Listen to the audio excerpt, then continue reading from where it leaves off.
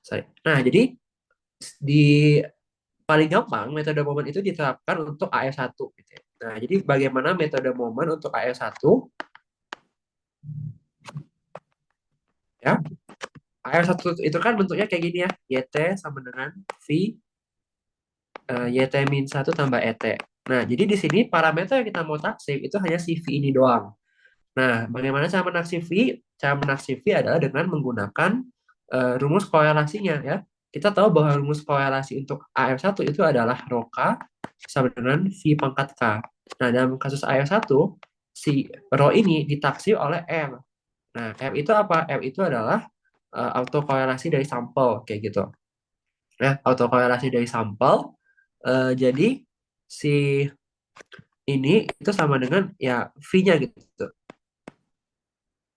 Jadi kalau misalkan soal AR1 seperti kuis kemarin, bagaimana cara kita mendapatkan V yang kita inginkan adalah cukup dengan menghitung autokorelasi log ke satu. Nah, bagaimana cara menghitung autokorelasi log ke satu itu menggunakan rumus yang di ADW pas andat gitu ya. Yang nguli senguli-ngulinya itu gitu ya. Jadi RK itu adalah sigma T sama dengan K plus 1N YT min Y bar dikalikan dengan Y, YT min K min Y bar dibagi dengan sigma T sama dengan 1 sampai N dari YT min Y bar kuadrat kayak gitu.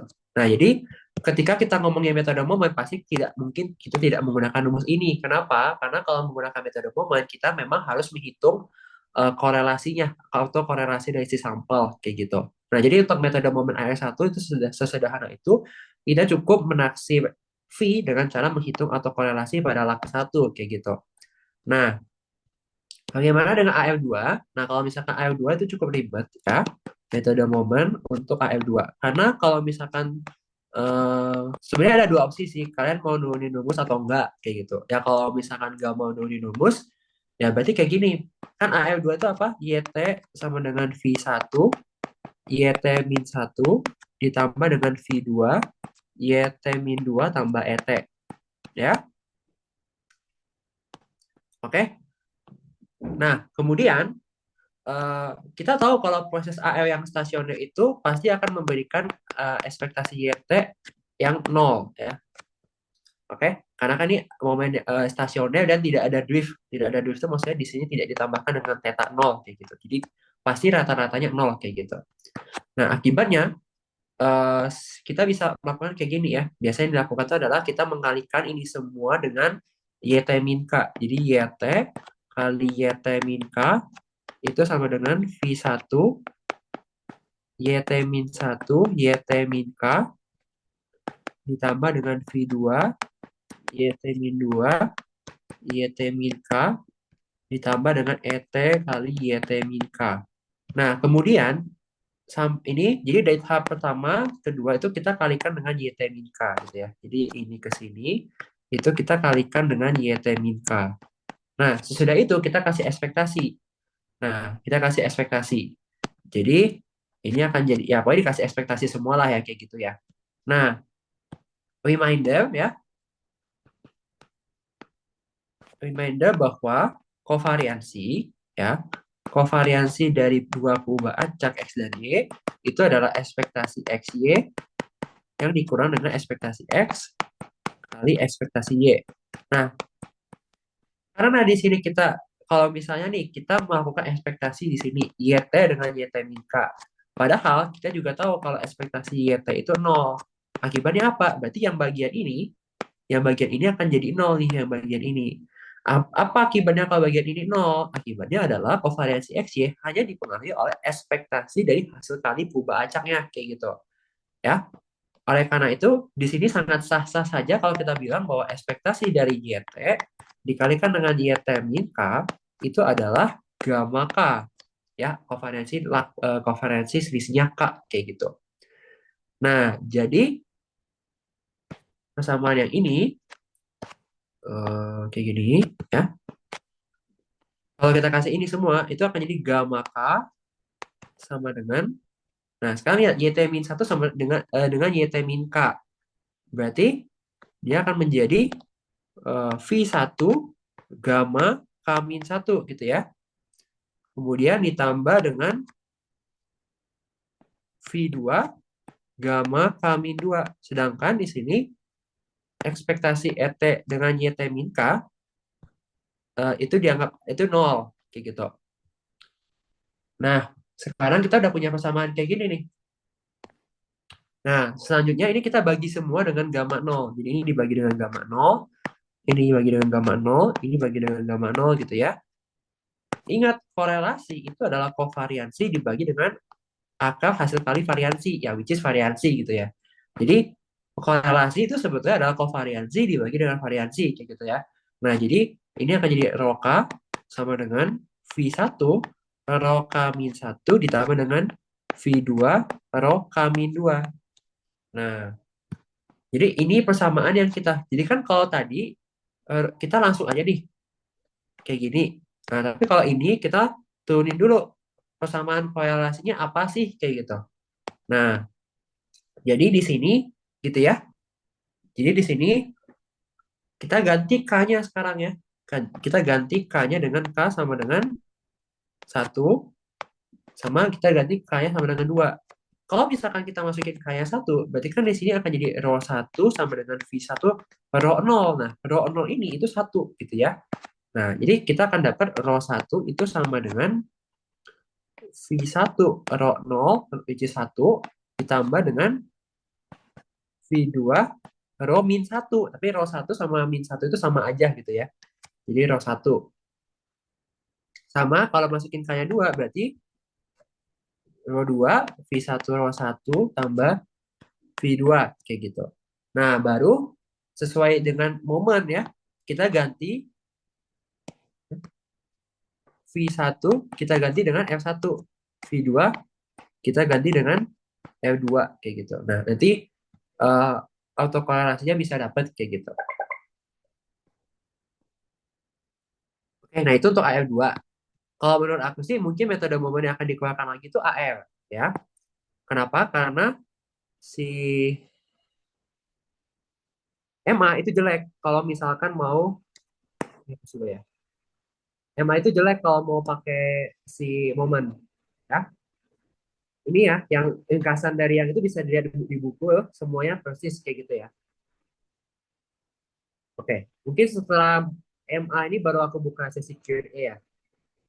Nah, aku bakal jelasin karena kenapa di sini aku bilang kalau bentar, si MA itu jelek gitu ya. Karena metode momen untuk MA itu nggak selalu berhasil. Kok nggak bisa sih? Bentar, bentar.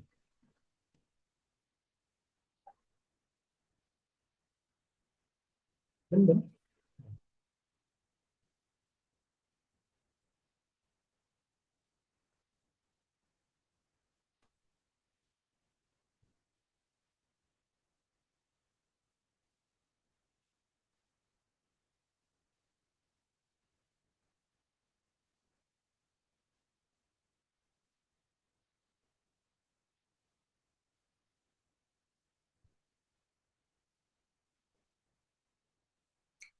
Suaranya kecil ya?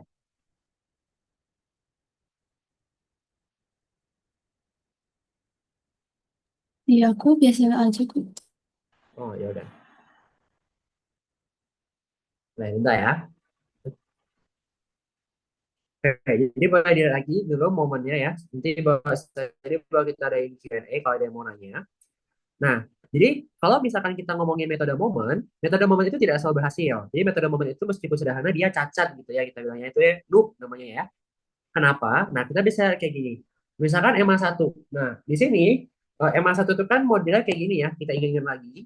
Terus eh, kita sudah pelajari juga nih korelasinya itu kayak gini ya. Bagi yang mau membuktikan ini silakan aja ya. Berarti harus cari kovariansi sama harus cari tahu variansi kayak gitu. Nah, seperti biasa rho 1 itu kita taksir dengan R1 gitu ya. Jadi kita ini kaliin silang ke sini. Jadi R1 tambah R1 theta kuadrat sama dengan min theta. Nah, jadi sekarang kita sudah punya persamaan kuadrat dalam theta di sini. Oke. Nah, sekarang kalau kita mau cari tetanya, berarti apa? Kalau misalkan mau cari teta. Kalau kita misalkan mau cari teta, berarti kan ini kan kayak menyelesaikan persamaan kuadrat biasa ya. Jadi kita bisa pakai rumus ABC kayak gitu. Ya. Jadi kan di sini A-nya L1, B-nya 1, C-nya L1. Dimasukin ke rumus ini gitu ya. Yang dulu kecap gitu ya. Min B plus minus B kuadrat min 4AC per 2A kayak gitu. Ya. Nah, setelah kita dapatkan theta di sini, oke. Nah, setelah kita dapatkan theta di sini, rupa-rupanya apa? Rupa-rupanya ternyata kita di sini kan nilai theta itu bergantung terhadap nilai si autokorelasinya, nilai L1-nya kayak gitu. Nah, ada beberapa kemungkinan. Kemungkinan yang pertama adalah kalau misalkan R1 ini lebih dari setengah, apa akibatnya? Akibatnya adalah nilai di dalam akar ini menjadi suatu hal yang negatif. Akar dikasih negatif itu nggak boleh, imajiner, ya nggak?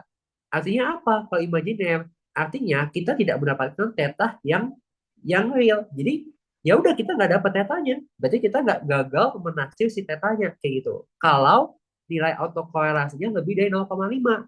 Jadi, kalau misalkan kita udah hitung R1-nya itu lebih dari 0,5, berarti kalau misalkan soalnya dia mintanya model MA, berarti ya udah tetanya nggak ada gitu ya.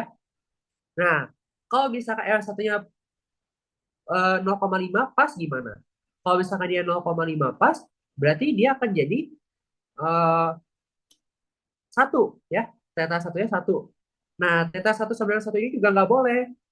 Karena kenapa nggak boleh? Karena si stasioner bilang kalau misalkan koefisiennya nggak boleh 1 ya, kayak yang udah yang dulu-dulu ya, harus lebih kecil dari 1 mutlaknya. Jadi kalau misalkan R1 lebih dari 0,5 itu nggak boleh karena dia tidak memberikan nilai theta yang real. Kalau R1-nya itu setengah, dapat tuh tetanya 1, cuman theta 1 itu nggak stasioner kayak gitu. Nah, baru yang ketiga, kalau misalkan R1-nya kurang dari 0,5 mutlaknya, baru kita bisa dapat si tetanya gitu ya, dapat tetanya yang memenuhi berapa kayak gitu. Nah, makanya metode momen ya, metode momen tidak disarankan untuk AR1, MA1 sorry, tidak disarankan untuk MA1 ya. Kenapa tidak disarankan untuk MA1? Karena belum tentu berhasil, udah sesimpel itu. Karena ada case di mana dia tidak berhasil. Kapan? Ketika L1-nya memenuhi yang kondisi 1 atau kondisi 2 kayak gitu. Oke, sampai sini ada yang mau nanya dulu nggak? Oke, aman lah ya. Maksudnya aman dulu. Oke, aja dulu ya. Oke, intinya kayak gitu. Nah, jadi di eh, metode mau ini kita harus bisa menentukan si korelasinya dulu, ya. Nah, jadi aku udah buatin contoh soal ini ya, yang ini. Ya intinya mah ini mah banyak cerita aja lah ya kan. Beliau suka membuat soal dengan soal cerita ya, saya ngikutin aja gitu. Dia kesannya real ujian gitu ya.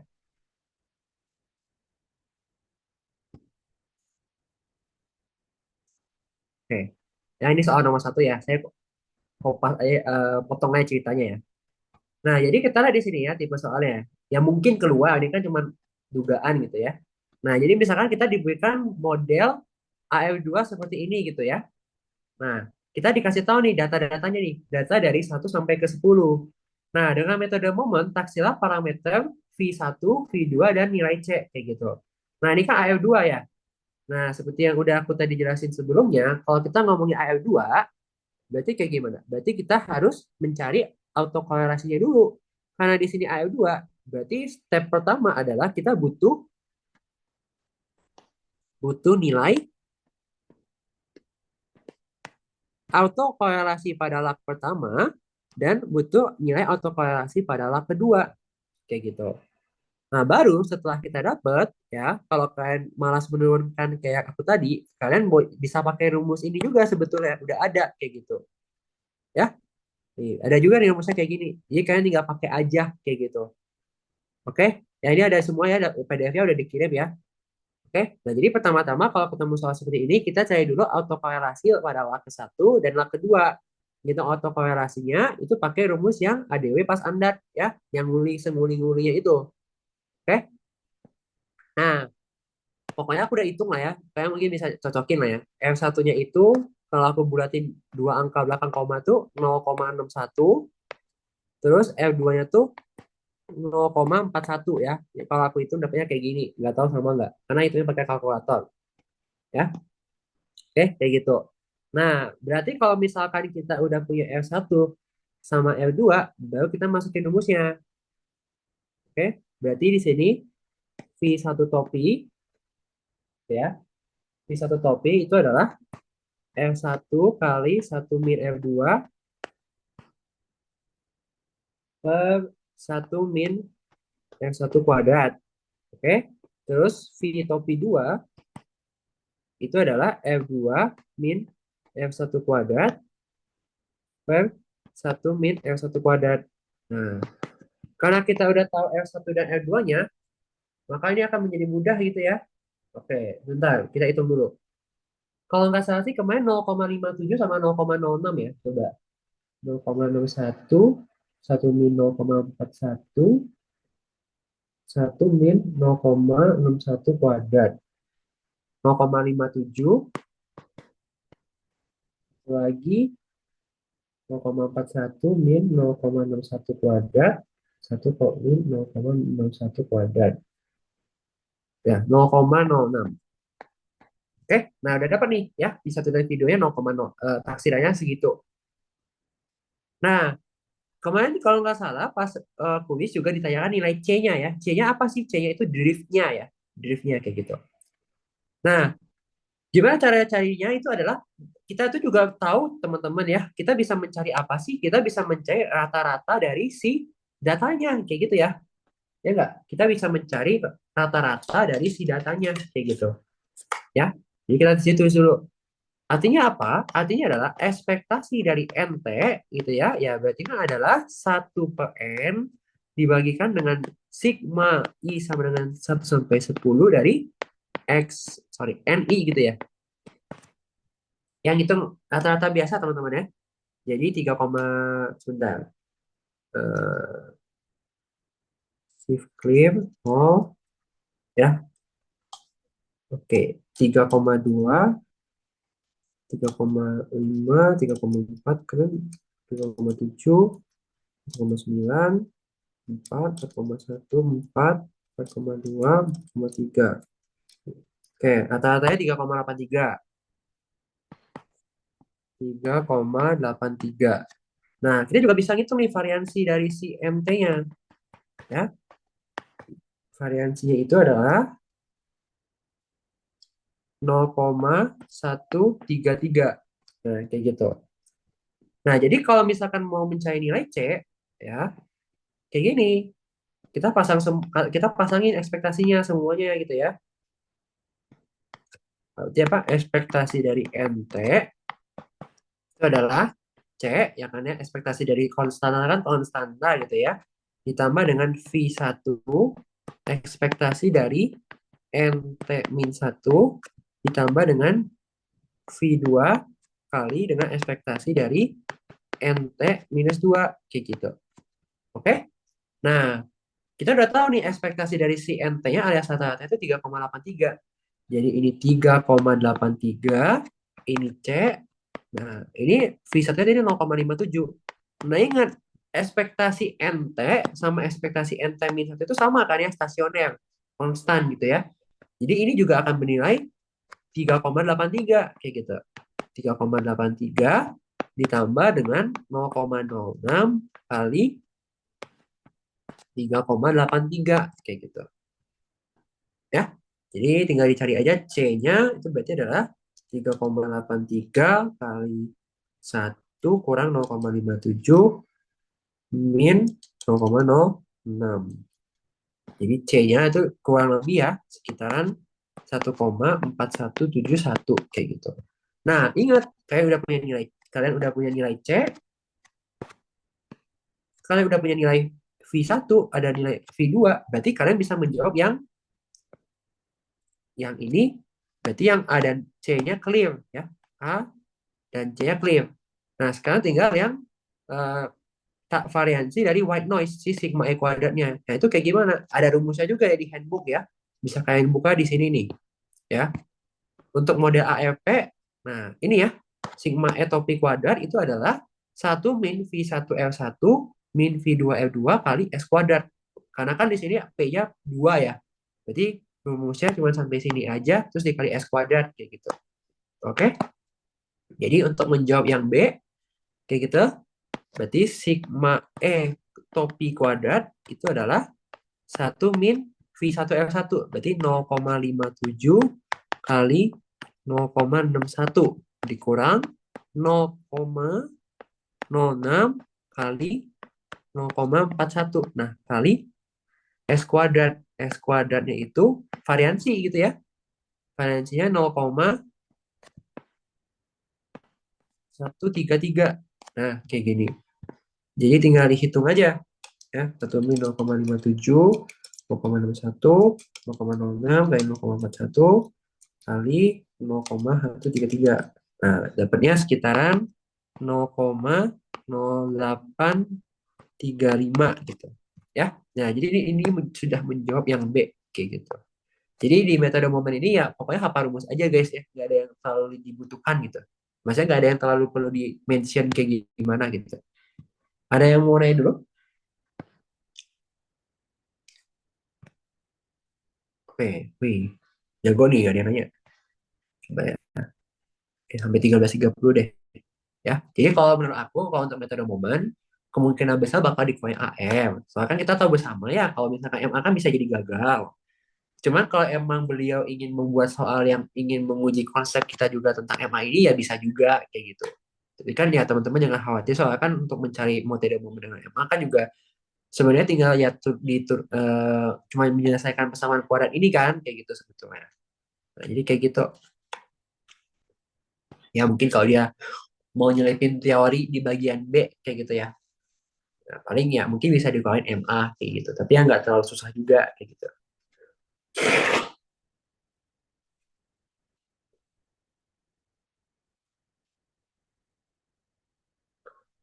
Kan tinggal si gambar ada nanya nggak? Kayak nggak ada ya. Kayak aja dulu ya. Ya. Oke, materi kedua. Eh, materi kedua itu tentang maksimum likelihood. Nah, sebenarnya aku nggak mau ngomong banyak soal ini. Karena ntar kalian dapetnya di Stanmat. Gitu ya. Oke. Intinya, kalau kalian apa ya? Oh, beda ya fungsi distribusi sama fungsi likelihood ya. Oke, nah kalian kan udah jago nih. Kalau fungsi distribusi itu apa? Fungsi distribusi itu kan banyak macam ya. Ada fungsi kepadatan peluang, ada fungsi distribusi kumulatif, macam-macam kan ya? Ya enggak? Simpelnya gini, misalkan kalian punya perubahan acak X. Perubahan acak X ini berdistribusi binomial, misalnya. Binomial itu kan punya dua parameter ya, benar nggak? Parameter binomial itu adalah punya parameter N dan P, kayak gitu. Nah, maka kalau kita tuliskan fungsi distribusi peluangnya, maka ini tuh akan ditulisnya kayak gini. F, ya, atau kalau mau tulis supportnya ya. Ini. Nah, kayak gini. Ini apa? Ini adalah fungsi distribusi peluang di mana kita si pengen mencari si peluangnya kayak gitu. Pengen mencari si peluang dan kita diketahui parameternya. Parameternya itu N dan P kayak gitu. Jadi di sini dibacanya adalah fungsi distribusi peluang dari perubahan acak X di mana kita pengen cari peluangnya, terus parameternya dikasih N dan P gitu. Jadi parameternya diberikan. Oke? Nah, apa yang membedakan dengan fungsi likelihood? Fungsi likelihood tuh bisa dibilang kebalik gitu ya.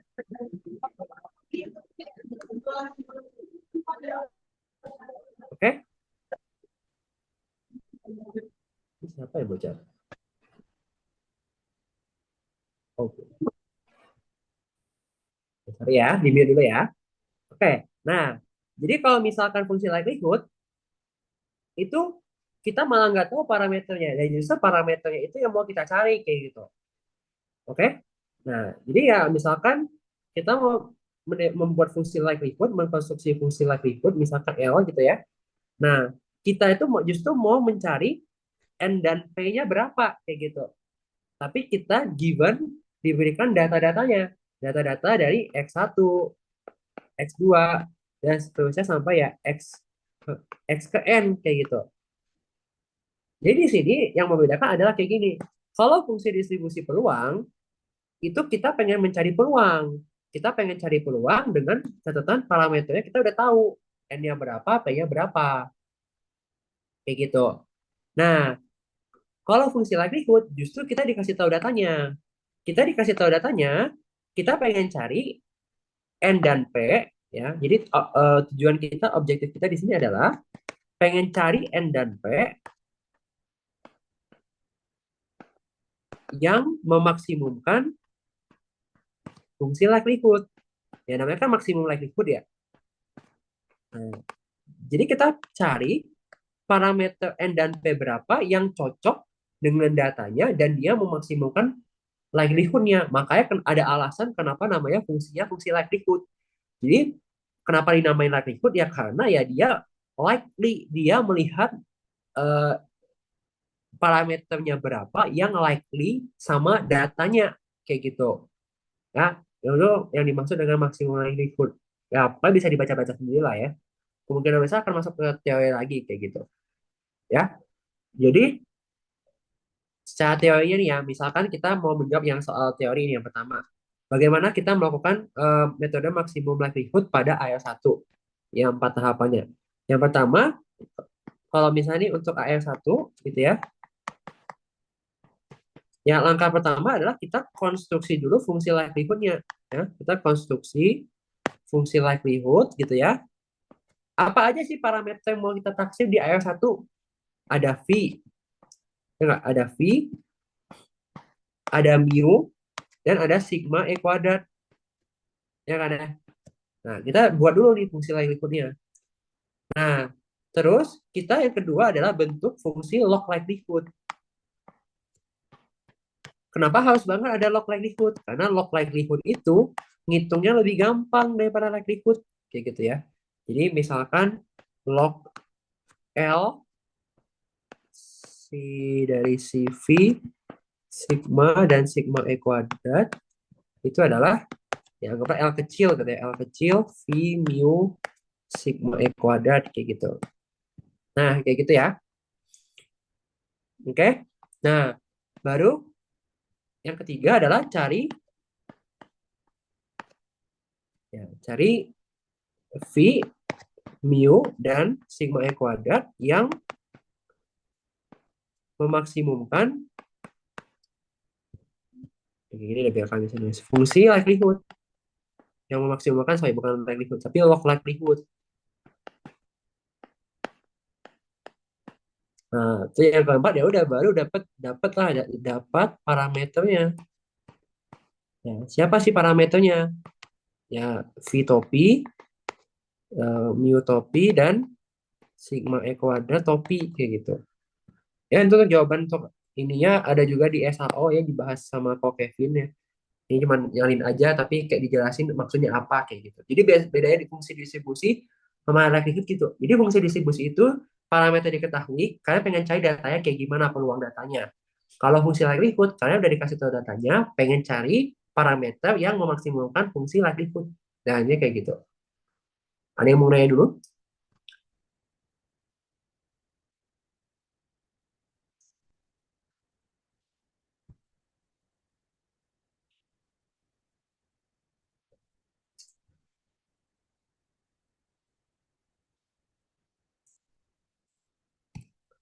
Oke, udah ya. Oke, kalau udah aman, berarti kita bisa masuk ke pembahasan residual ya.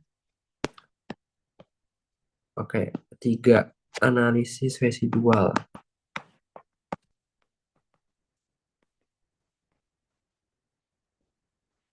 Oke, apa sih residual? residual itu adalah eh, actual data sesungguhnya dikurangi dengan data prediksi kayak gitu. Oke?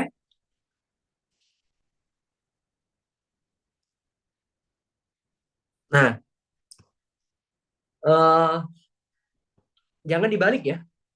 Actual mean predicted jangan predicted mean actual. Kita sepakati aja actual mean predicted. Kenapa? Karena akan lebih gampang untuk kita menentukan si interpretasinya kayak gitu. Maksudnya apa? Kalau misalkan residual kita itu kebanyakan positif, berarti apa? Kalau positif itu kan berarti si data sesungguhnya lebih gede gitu ya daripada prediksinya, benar nggak?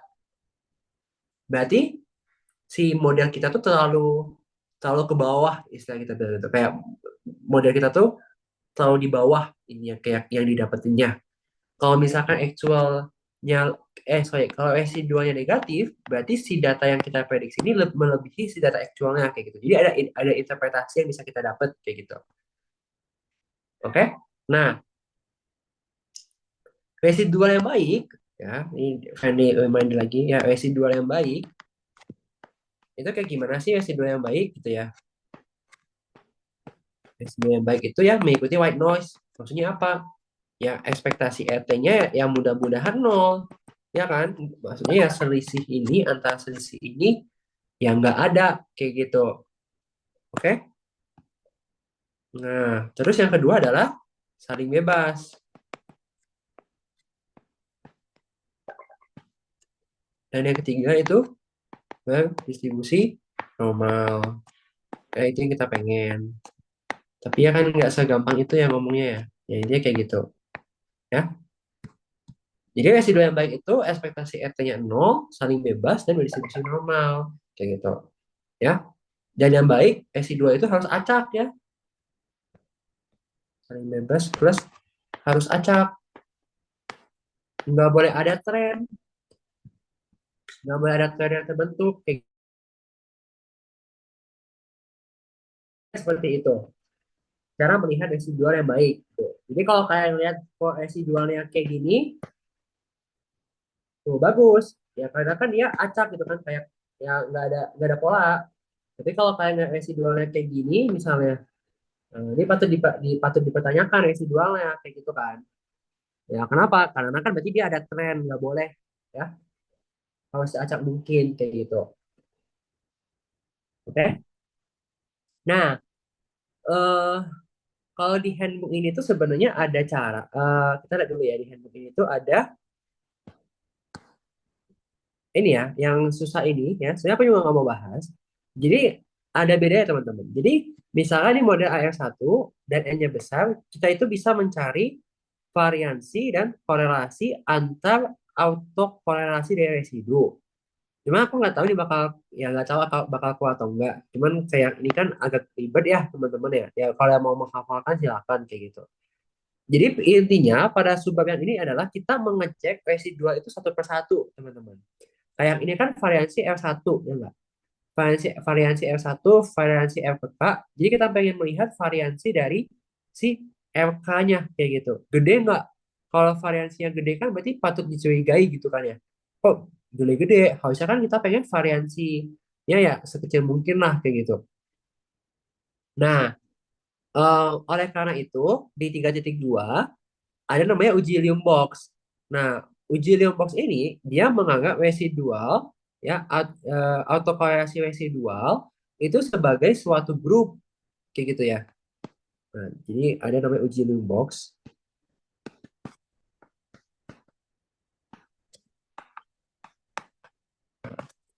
Statistik ujinya Q bintang. Dia adalah N kali N plus 2. Kemudian ini dikali dengan R1 kuadrat per N min 1 tambah R2 kuadrat per N min 2 dan seterusnya sampai RK kuadrat per N min K ya. K-nya tergantung mau berapa kalau kalian mengujinya kayak gitu. Ya. Nah, jadi kita bisa melakukan uji Lium box itu menganggap residual itu sebagai suatu grup. Jadi kita nggak ngeceknya itu satu per satu lagi gitu. Karena ya repot juga kalau kita mau menghitung variansi dari si autokorelasi residual satu per satu. Lama gitu ya. Nah, kayak gitu. Sorry. Oke. Nah, untuk mengambil keputusan, itu kita menggunakan distribusi chi-square ya. Distribusi chi-square dengan derajat kebebasan M ya. Jadi untuk mengambil keputusan kita mengambil keputusan itu apa M ya? Oh, oke M K min P, Q ya. Di mana P dan Q ini itu adalah yang order dari AL-nya AL berapa, Q-nya ya MA berapa gitu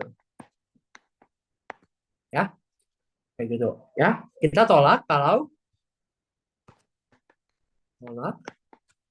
jika Q bintang lebih besar ya kan dari chi square-nya itu ya.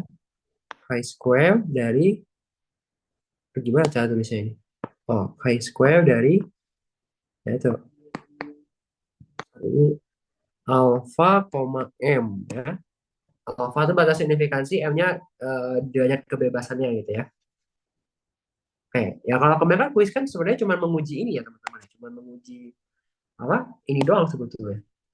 Actual mean predicted, terus sesi dua yang baik adalah ya yang nggak ada trennya kayak gitu. Nah, kayaknya kalian disuruh gambar ya pas kuis ya, gambar progresi dua. Nah, itu kalian kasih interpretasi sendiri menurut kalian normal nggak? Tahu dari normal enggak dari mana? Lihat ya ekspektasinya mendekati nol nggak? Kalau misalnya ekspektasinya malah jauh dengan nol atau dicurigai kan? Terus lihat ada tren nggak residualnya kayak gitu. Karena apakah ada tren? Apakah dia benar-benar acak gitu ya? Kalau berdistribusi normal kan nggak mungkin lah kita ceknya gitu ya. Jadi kita ngeliatnya dari situ aja kayak gitu. Kayak ada yang mau nanya dulu? Oh, apa nih? Mau nanya baik lagi ke momen, cara ngitung di kalku ada cepet atau enggak? Oh, gini ya teman-teman, kalau tanya metode momen itu kan sebetulnya kan kita bakal lama ngitung di ini ya teman-teman ya. Nah, dari pas zaman Android itu aku sudah mengajarkan cara untuk melakukan hal ini dengan cukup cepat.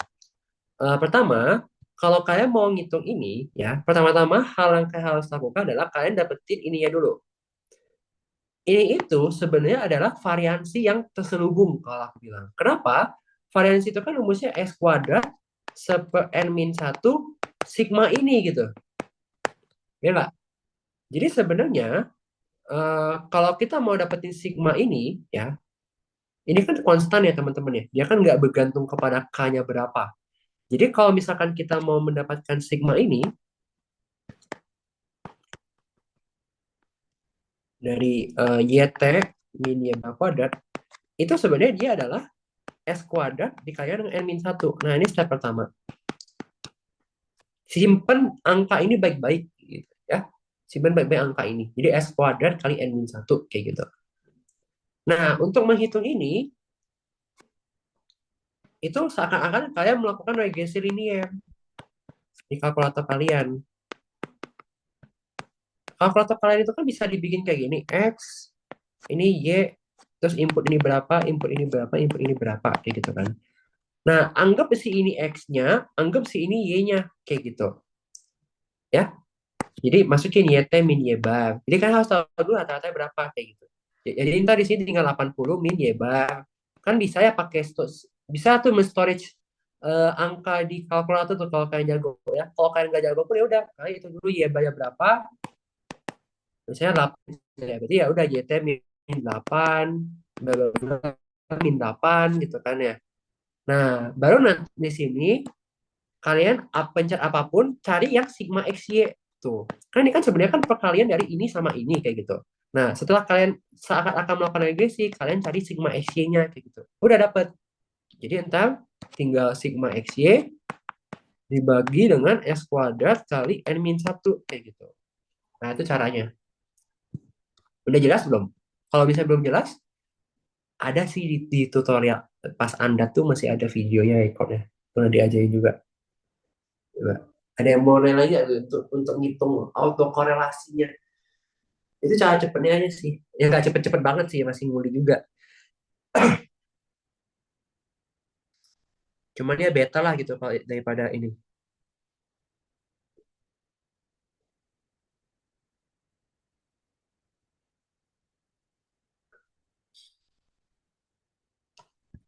Oke, lanjut dulu ya. Oke, oh, ini kayak gitu ya teman-teman ya. Dibikin semacam regresi kayak gitu. Oke, oke.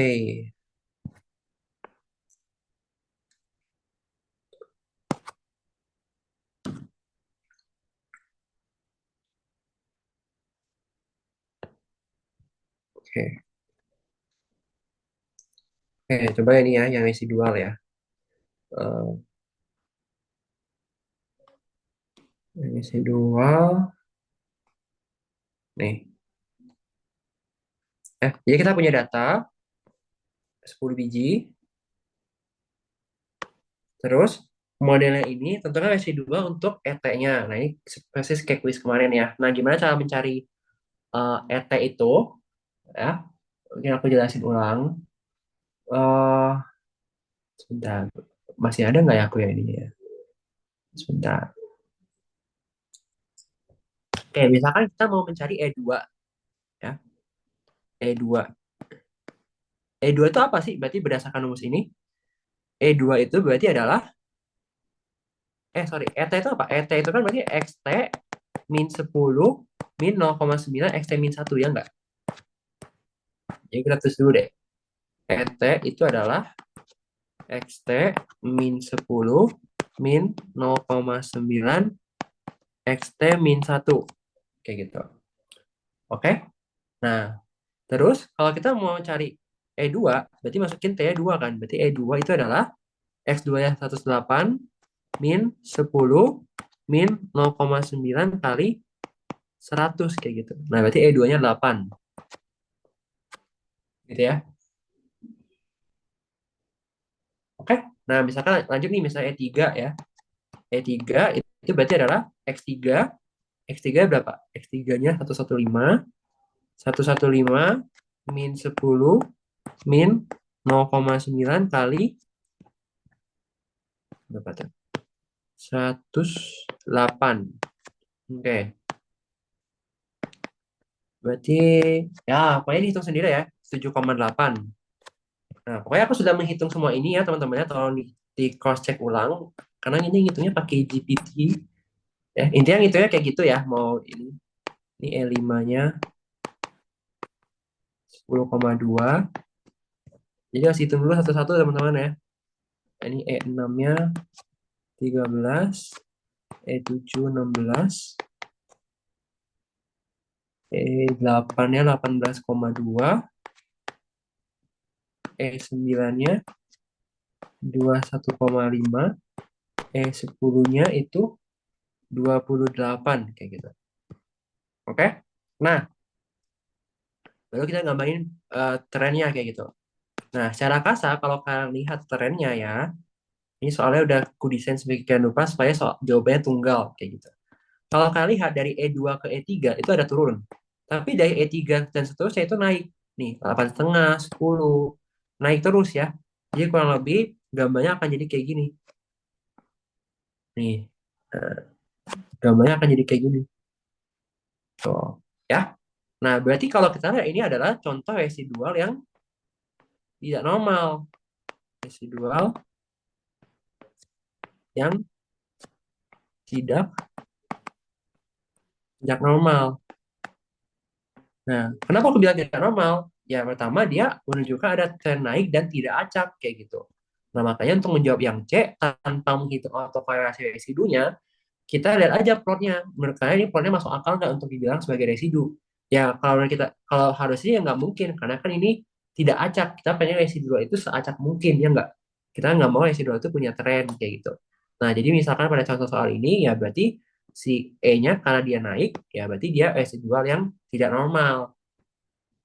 Nah, yang D, kita diminta untuk menghitung autokorelasi residu sampel untuk log ke-1 beserta batas signifikansinya. Nah, bagian lupa, eh, batas signifikansi, batas signifikansi itu adalah apa? Plus minus 1,96 1 per AKN ya kalau misalkan keluar gitu ya. Nah, batas signifikansi itu ya. Nah, untuk menghitung autokorelasi sama tolak satu, lagi-lagi pakai rumus ADW yang tadi. Kayak gitu ya. Nah, bagian ini aku skip aja. Pokoknya intinya ya kalian lihat aja teman-teman. Apa yang dilihat? Yang dilihat adalah apakah si nilai log ke satu ini melewati batas, batas signifikansi atau enggak. Kalau misalkan dia melewati batas signifikansi, ya udah berarti emang benar kalau residualnya nggak normal. Ya dianya berarti nggak saling bebas. Maka jawaban kita akan mendukung argumen kita yang C. Yang C kan kita udah nge-state nih kalau residualnya tidak normal. Kenapa tidak normal? Karena dia ada plot. Karena plot dia tuh bentuknya tren naik, tidak acak, dan sebagainya lah. Gitu ya. Nah, kayak gitu. Nah, oleh karena itu, kita lihat yang D. Kalau misalkan residual yang tidak baik itu kan berarti dia ada yang melewati batas signifikansi gitu ya. Nah, berarti kalau misalkan dia melewati batas signifikansi dan jawabannya kayak juga melewati batas signifikansi, cuman di sini kita ya perhitungannya dianggap bisa lah ya. Nah, jadi dia mendukung jawaban yang C kayak gitu. Residual yang tidak normal gitu ya. Kenapa tidak normal? Tidak acak, ada tren. Ya, kayak gitu. Ya. Kalau misalkan soalnya tiba-tiba ya acak ya bagus gitu. Pakai ada yang mau ditanya dulu nggak? Sampai 13.55 ya. Atau kalian mau menjawab yang E, jadi apakah kalian mau menjawab yang E ya? Yang ini dipecat nggak menurut kalian? Ya dipecat lah ya. Karena si 2 gede banget ya, gitu. Berarti kan modelnya nggak bagus kayak gitu. Berarti kan harus cari model yang lain gitu istilahnya gitu. Ya kalau misalkan soalnya disuruh memberikan interpretasi kayak gitu ya bisa lah kayak gitu. Bisa dielaborasi sendiri lah kayak gitu. Ada yang mau ditanya dulu nggak? Ini jago nih. Ya, mungkin materi kuis kali ya udah masih pada ingat kali ya.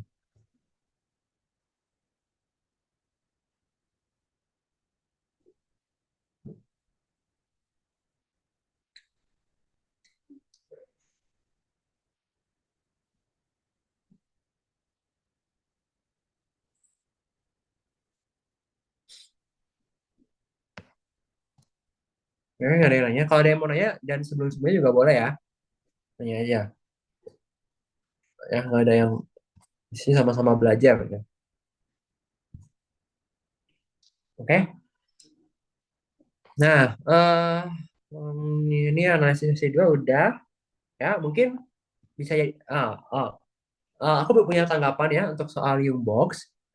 Eh, Soal Box itu agak jahat sih sebetulnya teman-teman ya. Coba kita lihat baik-baik. Kenapa? Karena Box itu tuh menggunakan autokorelasi sampel. Dimana kalau misalkan kita diminta diminta sampai K sama dengan 4, ya berarti kita mau nggak mau harus hitung autokorelasi sampai lah ke 4. Ya, which is kan nguli banget gitu ya. Jadi di situ agak menyita waktu kalau menurut aku. Nah, paling kalau emang soalnya cukup baik, ya dia akan memberikan nilai autokorelasinya gitu ya. Kalau emang misalnya soal cukup baik. Cuman kalau menurut aku sih kurang kurang visible untuk di soal UAS ya karena kalau misalkan cuma dikasih autokorelasinya dan disuruh ngelium box aja ya udah kayak gitu kayak tidak soal beranak pada umumnya kayak gitu ya. Tapi ini dipelajari aja teman-teman ya. Pokoknya kalau di box itu kita sangat bergantung pada nilai autokorelasinya teman-teman. Bukan nilai residualnya tapi nilai autokorelasinya. Jadi mau nggak mau kita harus ngulik kayak tadi ya pakai rumus ACF itu. Ini kenapa sih orang udah nggak mau ikut ya? Ya udahlah itu salah teknis lah ya. Oke, itu tanggapan aku soal box gitu ya. Dan rumusnya kan sebenarnya nggak susah juga ya. Oke, oke mungkin aku mau masuk dulu ke eh, yang bab 8.2 ya tentang apa overfitting dan redundansi parameter.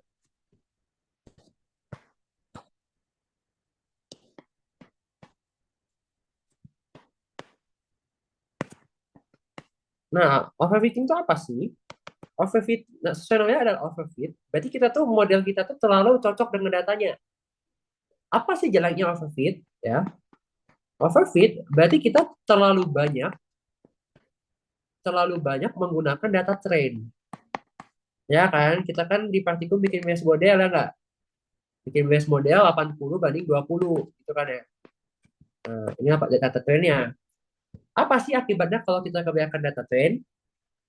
Akibatnya adalah model kita itu bagus banget untuk data kita, data trainnya, tapi cacat ya, goblok untuk melakukan forecasting kayak gitu ya. Jadi dia cacat ya karena kalian melakukan trainingnya atau kalian bikin modelnya pakai semua data misalnya. Ya udah berarti datanya semua dipakai untuk sebagai model, nggak ada yang dites untuk si validationnya kayak gitu.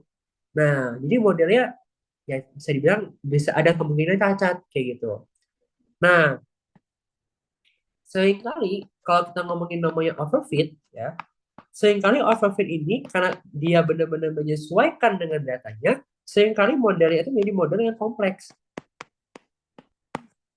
ya. Jadi sebenarnya data yang kita punya itu sebenarnya nggak sekompleks itu, tapi karena kalian ngikutin banget itu datanya sampai titik koma ya, sampai setiap datanya kalian ikutin semua kayak gitu ya, kalian terlalu kaku banget ya, jadi kayak jadinya kompleks banget karena kalian memperhatikan semua hal yang ada di data itu. Padahal kan sebenarnya sebenarnya hal-hal yang kecil itu sebenarnya bisa diabaikan. Cuma karena overfit itu kalian jadi bikin kompleks. Nah, kalau bikin kompleks, ya apa penyebabnya? Ya kalau misalkan modelnya kompleks, ada kemungkinan itu namanya redundansi parameter. Nah, apa itu redundansi parameter? Redundansi parameter adalah ketika parameter yang ada di model kita itu sebenarnya nggak guna gitu ya, memenuhi model aja kayak gitu. Contohnya gimana? Misalnya kalian modeling ADW gitu ya, tugas kalian nih, kalian udah modeling, terus kalian uji signifikansi parameter. Lah, kok ini p-value-nya gede banget, tidak ada bintang-bintang yang menunjukkan kalau dia signifikan, kayak gitu kan. Nah, itu contoh dari redundansi parameter, kayak gitu. Atau kalau misalkan di handbook ini aku tulisnya kayak gimana sih? Ngikutin buku ya. Nah, kita coba baca nih. Misal, terdapat suatu model yang diduga mengikuti model AF2. Kita mungkin saja melakukan overfit dengan model AF3. Jadi kalian udah punya model AF2 nih misalnya. Ah, nggak yakin aku AF2 mah sederhana pisan gitu ya. Naikin lah AF3 gitu ya. Siapa tahu lebih bagus gitu ya. Nah, bisa aja nih kita nge-overfitting nih. Seakan-akan nge-overfitting. Ya, AF3 kan lebih kompleks kayak gitu ya. Mungkin dia bisa menangkap data dengan lebih bagus semua datanya.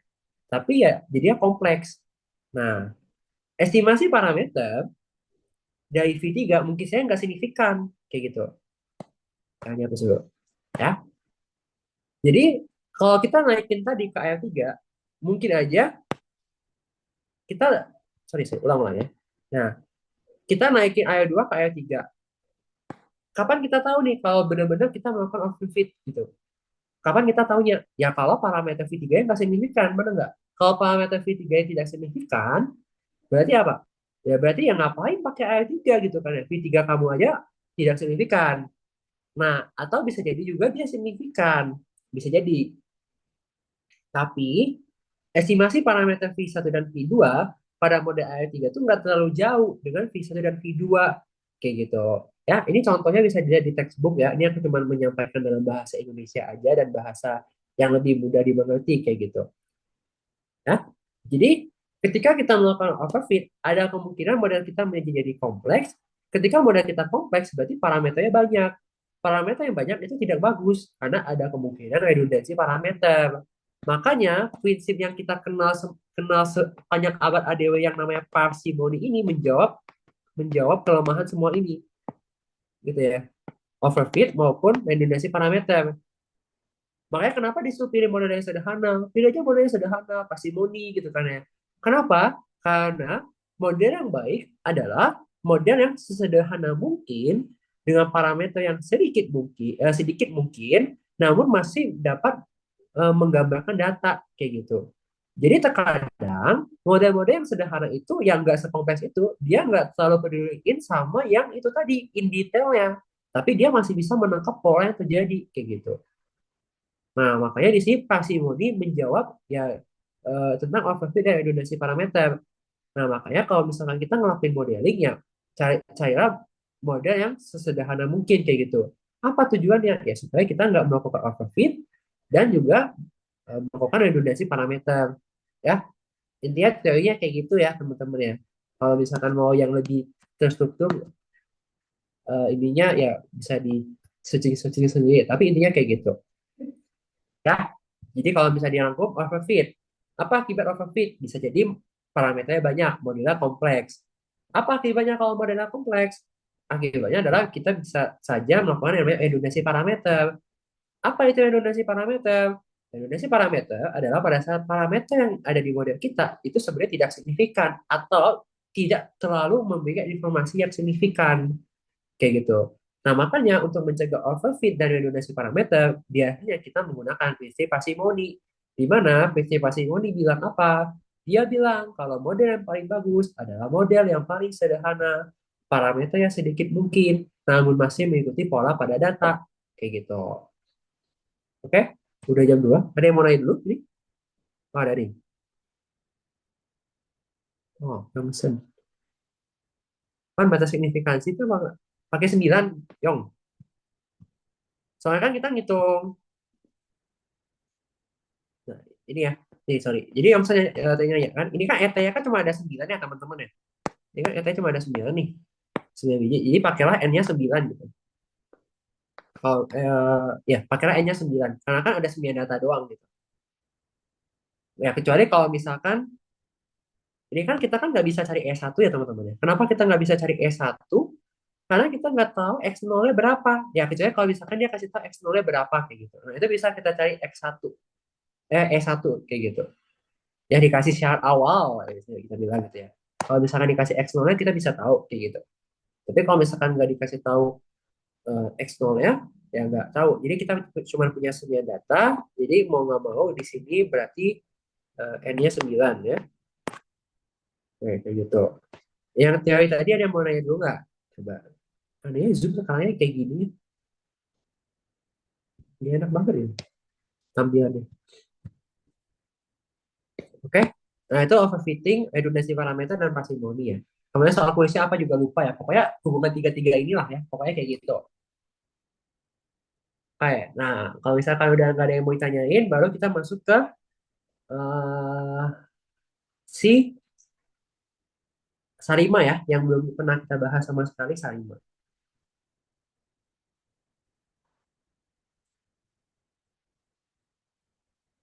Bentar ya, mana ada?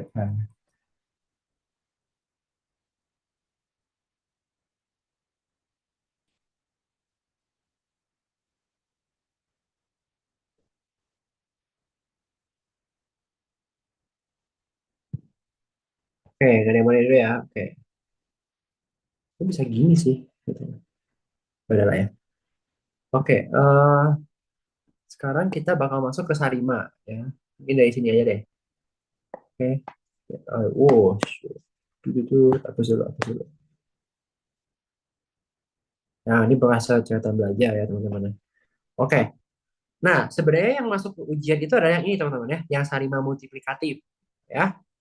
Oke. Sarima multiplikatif. Cuman aku mau jelasin dulu dari pengenalan Sarima dulu ya, supaya teman-teman tahu Sarima itu ngapain gitu.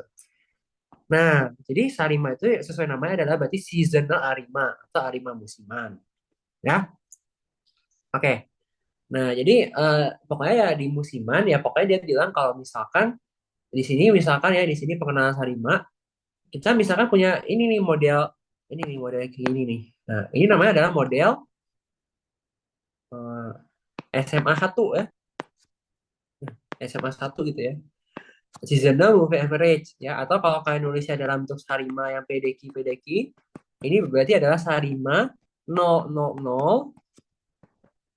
terus 001 ya 12. Karena kan Sarima itu yang ini bagian non musiman, yang ini bagian musiman. Nah, kayak gitu. Oke? Nah, jadi ini termasuk SMA 1 gitu ya. Seasonal moving average. Oke. Nah, kita lihat di sini kalau kovariansi antara YT sama YT-1 itu nol. Tapi YT sama YT min 12 itu ada ya min big theta sigma E kuadrat kayak gitu. Ya. Nah, ini menunjukkan bahwa si data yang berselisih 12 dengan dianya, dengan diri dia sendiri, itu berarti punya kovariansi atau punya korelasi kayak gitu. Ya. Nah, ini teman-teman bisa sebenarnya bisa baca sendiri sih. Aku nggak terlalu yang mau kayak gimana banget ya menjelaskan yang kayak gimana ya. Nah, terus yang ini yang AM-nya, yang versi AM-nya gitu ya. Jadi kayak gini teman-teman ya. Jadi kalau misalkan kita ngomongin model Sarima, supaya kita sepakat dulu ya. Nanti kalau Sarima itu kan gini. Kalau misalkan kita di Arima biasa, itu kan ada V kayak gini, ada theta kayak gini. Nah, ini menunjukkan parameter untuk yang non musiman. Kalau misalkan yang tadi, yang kayak gini dan yang kayak gitu. Nah, ini menunjukkan parameter untuk yang musimannya, musiman, kayak gitu. Nah, ya, menunjukkan parameter yang untuk yang musiman. Oke.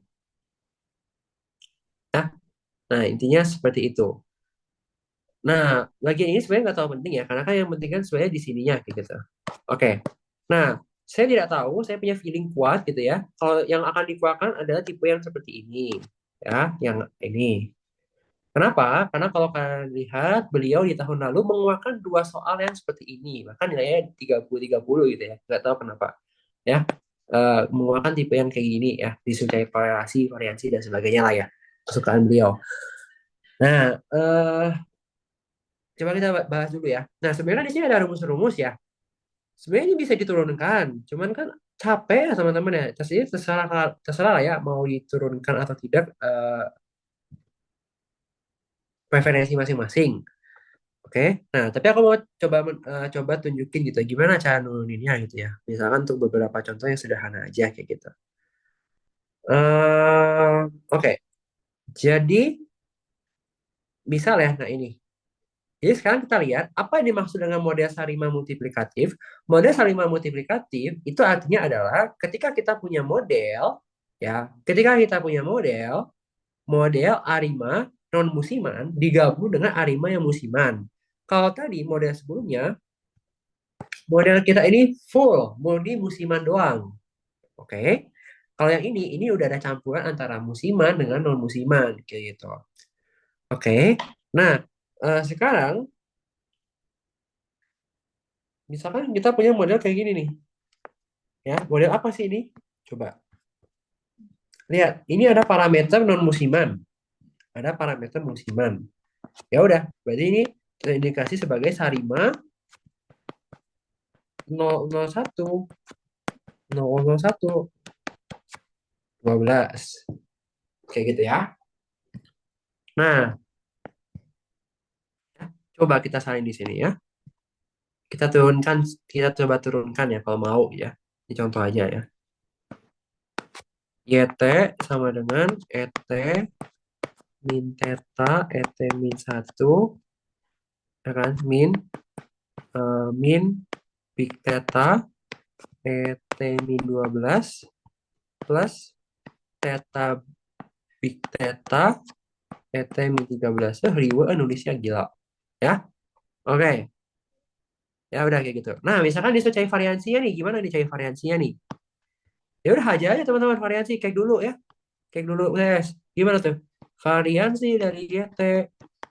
Nah, karena semua ET ini saling bebas ya enggak? Ya udah berarti kan ini bisa langsung variansi ET ditambah variansi min theta ET min 1 ya, ditambah dengan variansi min big theta ET min 12 ya, ditambah dengan variansi dari theta big theta ET min 13. Nah, ya. Ini kan gamma nol ya, kita pengen cari gamma. Ya, ini nggak usah gamma nol juga nggak apa-apa sih. Variansi ET itu apa? Sigma E kuadrat, benar nggak? Itu sigma E kuadrat. Ini variansi dari ini kan ada konstantanya. Konstantanya ke depannya jadi kuadrat ya nggak? Jadi theta kuadrat sigma E kuadrat ditambah dengan big theta kuadrat sigma E kuadrat ditambah dengan theta kuadrat big theta kuadrat ET lagi sigma E kuadrat gitu ya. Jadi ini adalah sigma E kuadrat kali 1 plus theta kuadrat plus big theta kuadrat plus theta kuadrat big theta kuadrat. Atau bisa juga ditulis sigma E kuadrat 1 plus theta dikalikan, sorry, 1 plus theta kuadrat dikalikan dengan 1 plus big theta kuadrat. Nah, coba kita sama nggak rumusnya? Tuh, sama kan? Nih, yang ini. Ya, jadi sebenarnya bisa diturunin teman-teman kalau mau diturunin. Ya, kalau mau dihafal pun nggak tahu ya teman-teman boleh atau enggak ya. Kalau soalnya minta tunjukkan perhitungan matematisnya agak gimana gitu. Ya, coba ya, coba kita satu lagi ya. Misalkan kita turunin yang mana ya? Eh, nih, coba ya. Kita misalkan turunin yang row 11 ya. Oke? Kalau kita mau cari row 11 itu kan berarti eh, gamma 11 per gamma 0 gitu ya. Nah, jadi sekarang kita mau cari dulu kovariansi dari YT dengan YT min 11 kayak gitu ya. Oke? Nah, gimana tuh kovariansinya? Ya, tinggal diganti ya teman-teman ya. Jadi kita punya ET min theta ET min 1 min big theta ET min 12 min theta big theta ET min 13 ya enggak? Nah, yang satu lagi indeksnya diganti jadi T min 11. Oke? Jadi T min 11. Jadi ini ya udah ET min 11 min theta ET min 12 apa lagi tuh? Min big theta ET min 13. Sebentar. Oh, iya, sorry. Ini berapa sih? 11, 12 berapa? 23 ya.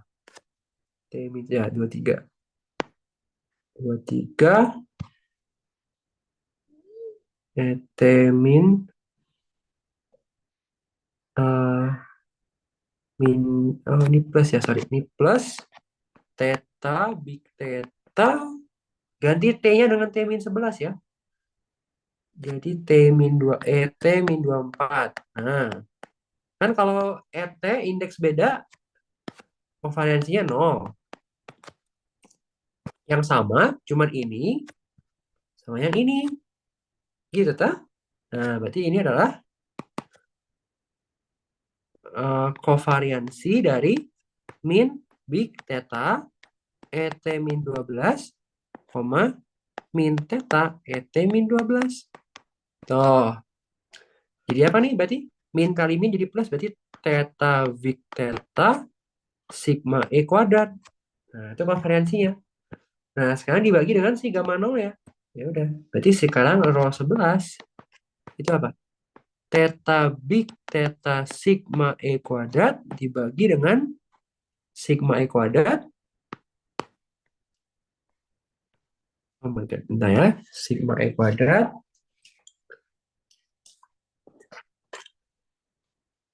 kali 1 plus theta kuadrat. 1 plus ya big theta kuadrat ya. Saya yakin soal ujiannya akan nguli juga ya teman-teman ya. Kalau kayak mau nurunin gitu. Karena saya yakin saya mencium bau-bau menguli ya di ujian ini. Nah, theta kuadrat sigma-nya coret ya. Nih. Oke, sama nggak kayak yang di rumus? Tuh, sama kan? Tuh. Theta big theta, well ini kayak gitu. Ya, jadi menurunkan ini sebetulnya mirip dengan menurunkan kayak biasa gitu. Cuman ya bebas kayak mau menurunkan atau enggak ya. Ya udah lah ya. Ya untuk sekarang kita masukin rumus aja lah ya, jangan pusing ya teman-teman. Ada yang mau nanya dulu nggak? Nah, sorry.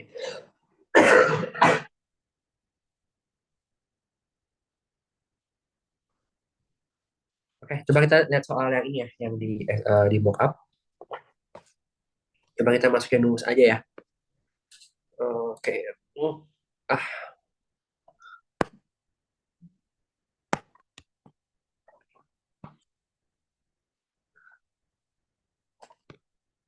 oh ya, saya melupakan bab forecasting ya. Ya udah entar lah itu.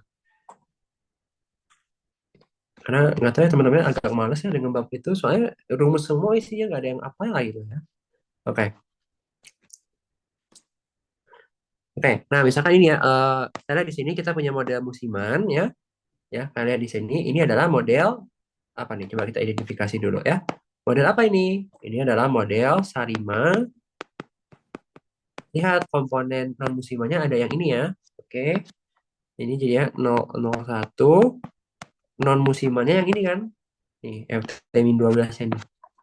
Ini berarti 10012 kayak gitu ya. Oke. Nah, berarti pasti ntar yang keluar kalau nggak yang ini, pasti yang ini ya, antara dua itu ya. Karena kan yang di buku ada yang itu ya. Kalau nggak ada di buku ya, kalau nggak ada di buku terus dikeluarin ya, berarti kita protes gitu ya. Oke, jangan pusing gitu ya. Nah, jadi kita lihat yang ini ya. Nih yang ini. Oke, ya kita ditanya apa sih ekspektasi ya? Ya gitu, ekspektasi mah kayak pada umumnya lah, ya, normal ya teman-teman ya. Jadi kalau kita misalnya menghitung ekspektasi, berarti apa nih? Berarti ekspektasi RT sama dengan 5 tambah 0,8 ekspektasi dari ya RT min 12 tambah ekspektasi RT itu 0 ya. Jadi ini 0 ya tulis dulu aja lah ya. Min 0,6 ekspektasi RT min 1 ya. Yang ini kan 0 ya, ini 0. Ini juga 0. Oke. Nah, jadi sekarang kita tulis aja ekspektasi RT itu sebagai apa? Sebagai mu gitu ya. Nah, jadi kita punya persamaan mu sama dengan 5 ditambah dengan 0,8 mu kayak gitu. Jadi ini mu 1 min 0,8 sama dengan 5 ya. Berarti mu-nya adalah 5 kali 5 bagi 0,2. Berarti 5 kali 5 ya. Berarti mu-nya 25 kayak gitu. Oke. Nah, oke. Terus si variansi. Oke. Nah, variansi juga sama ya. Coba kita lihat ya. Variansi sama ya. Jadi variansi itu dari YT ya. Berarti ini adalah variansi dari berapa tuh? Ininya 0,8 ya. Udah, berarti oh di sini pakai M ya. Ya udah, sorry. Sesuai ya teman-teman ya. Kalau misalkan di soal minta RT ya udah RT, jangan kayak dengan di YT gitu ya. Berarti ini 0,8 RT min 1 gitu ya. Min 1 12. Oke. Terus ditambah dengan variansi ET ditambah dengan variansi dari min 0,6 ET min 1 ya. Oke, jadi ini gamma 0 ya semuanya. Jadi ini gamma 0. Ini berarti, nah hati-hati ya, variansi dikeluarin jadi kuadrat ya. Berarti ini 0,64 gamma 0 ditambah dengan variansi ET. Nah, di sini aku udah kasih tahu variansi ET itu adalah 4 ya. ET berdistribusi norma identik dengan rataan 0 dan variansi 4. Jadi ini 4 ditambah dengan 0,6 kuadrat kali 4 kayak gitu ya. Jadi di sini berarti 0,36 gamma 0 itu adalah 4 kali 1 plus 0,36 ya. Jadi gamma 0 nah, berapa nih? Berarti 4 kali 1,36 dibagi 0,36. Dapatnya gamma 0-nya 15,11.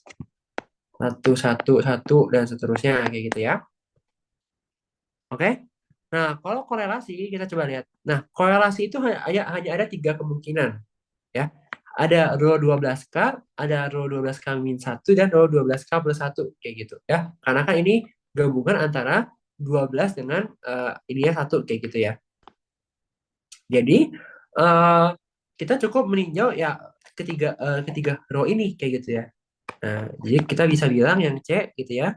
Ya, yang C ya, row 12K itu sama dengan ya V pangkat K gitu ya. Kenapa V-nya gini? Bener ya V-nya gitu ya? Oke, benar-benar salah salah. V pangkat K gitu ya.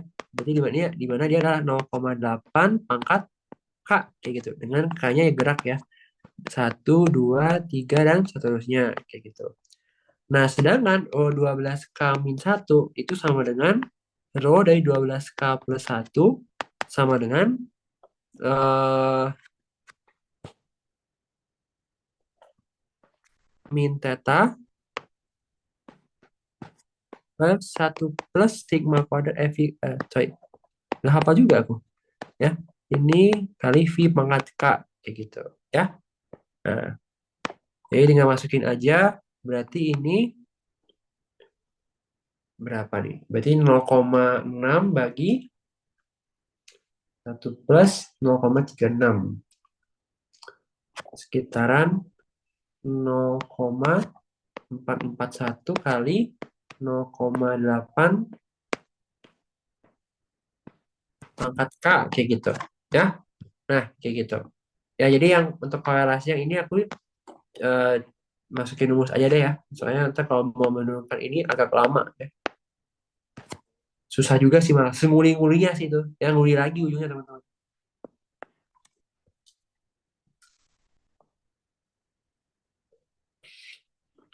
Coba. Ya, ini ya. Ini yang musiman nih teman. Ada yang mau nanya nggak?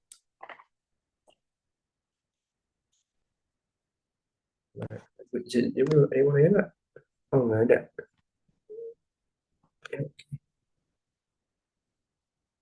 Ya, sampai ya sampai 14.25 deh. Dikit yang nanya ya. Wah, jago.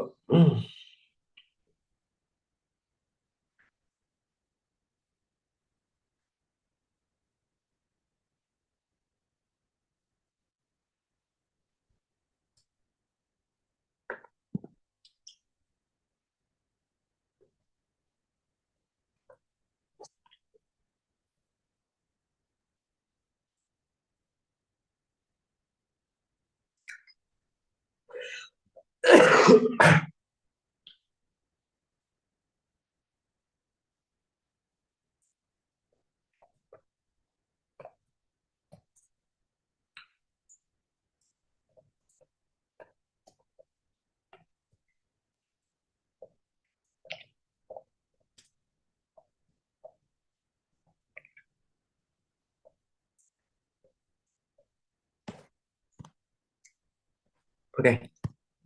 Ini kelas 5 itu teman-teman ya. Eh rumusnya pokoknya ini ya. Karena dia beliau udah state bagian 10.2 ya.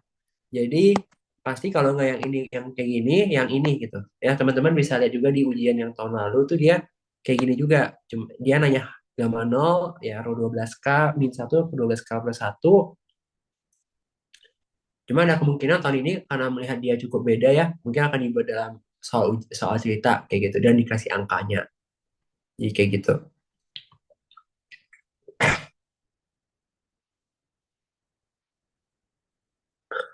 Oke, kita next dulu. Nah, jadi bab selanjutnya itu kalau nggak salah 10.4 ya. Nah, 10.4 itu spesifikasi model, fitting, dan checking. Nah, aku nggak tahu, tapi paling mungkin ya, yang mungkin banget untuk keluar itu adalah soal tentang identifikasi model, ya, tentang ACF dan PACF dari si model S5 kayak gitu. Oke, jadi di sini ini ada tabel, ini bisa juga diakses di PPT beliau ya. Jadi ini tuh sama aja sih sebetulnya kayak tabel ACF PACF biasa ya. Jadi kalau kita lihat nih misal ya, SAFP ya. Ini AF itu kan dia cut off di PACF ya. Kalau dari dulu kita belajar ya. Ya. Jadi sama gitu. Jadi cut off setelah log ke PS ya. P-nya P gede ya. PS tuh maksudnya P ini ordernya berapa? S ini dari si ya musimannya kayak gitu. Oke? Terus kalau misalkan ACF itu cut off-nya di MA, cut off-nya itu di ACF ya. Jadi sama nih. Jadi kalau SMA season moving average dia cut off-nya setelah luck ke QS di ACF kayak gitu. Ya, ini kalian bisa akses di PPT-nya juga ya sama persis cuman ngopi doang ya. Ada kemungkinan paling keluar ya kayak gini gitu. Ya, soalnya nggak tahu lagi karena isinya untuk bab ini 10.4 ya, itu isinya kalau nggak spesifikasi model, estimasi parameter, uji diagnostik, ya which is ngulang dari yang A5 normal gitu ya, A5 non musiman dan yang intinya intinya ya seperti itu yang nggak ada yang terlalu beda-beda banget kayak gitu. Oke. Nah, kalian bisa lihat di PPT-nya beliau slide ke berapa ya? Oh, slide ke 14. Ya, adalah pokoknya ya. Oke, ya jadi ini cuman pengetahuan aja. Jadi eh, ini kemungkinan besar masuk teori ya. Jadi mungkin aku tahu dulu ya di depan ya. Ini itu prediksi doang ya teman-teman. Jadi jangan terlalu mempercayai gitu ya. Kan biasanya ujian itu ada bagian A, ada bagian B. Nah, bagian A itu tebakan aku pertama itu maksimum likelihood ya. Maksimum likelihood.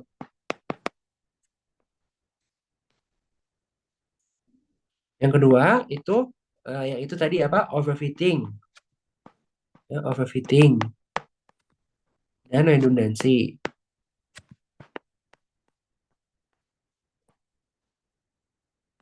Yang ketiga itu tentang tadi ya, tentang ACF dan VACF Sarima.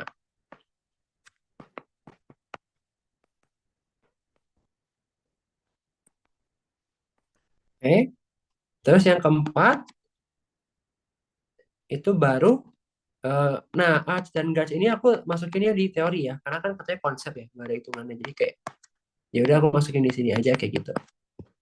Oke. Nah, baru bagian B-nya eh, metode momen, terus residual, Sarima, sama forecasting kayak gitu. Ya. Nah, itu prediksi doang ya. Catatannya prediksi ya teman-teman ya. Nggak ada yang sama persis di dunia ini teman-teman. Ya, ini prediksi ya, prediksi. Ini urutannya juga udah mengikuti yang mau aku yang kasih ya. Jadi ikutin aja. Oke, nah mungkin aku masuk dulu ke arts dan guards ya. Ini singkat aja, karena nggak banyak juga. Nah, jadi model heteroskedastis itu sedikit beda ya. Kenapa? Karena model heteroskedastis itu kita tidak memodelkan data, tetapi kita memodelkan variansi bersyarat, variansi bersyarat pada data, kayak gitu. Nah, ada dua model ya, ada model arts dan juga model guards. Nah, model arts itu yang kita pelajari cuma arts satu doang ya. Jadi model arts satu itu memenuhi dua persamaan berikut ya. Ada RT sama dengan sigma T bersyarat T min 1 ET dan sigma kuadrat T bersyarat T min 1 itu adalah omega ditambah dengan alpha F kuadrat T min 1. Nah, ini dua persamaan yang dipenuhi oleh arts satu ya. Sering keluar di teori kalau 2 tahun lalu soal-soalnya. Oke. Nah, selanjutnya di bawah ini ya, yang ini itu aku di sini cuma membuktikan bahwa L kuadrat T itu adalah penaksir bias untuk sigma kuadrat T bersyarat T min 1. Ya. Maksudnya apa? Kan kalau dulu dari dulu Anda kan kita bilang kalau kita bisa bilang bahwa theta bintang merupakan penaksir yang baik untuk theta jika ekspektasi dari theta bintang itu sama dengan theta kayak gitu ya. Nah, di sini kita bisa lihat kalau ekspektasi dari L kuadrat T, ya, itu ternyata hasilnya adalah sigma kuadrat T bersyarat T min 1. Ya, dari mana? Nih, kan ini L kuadrat T. L kuadrat T itu kan adalah sigma kuadrat T bersyarat T min 1 dikaliin sama E kuadrat T yang ini. Oke? Nah, Terus sigma kuadrat T bersyarat T min satunya ini pindahin ke depan. Kenapa?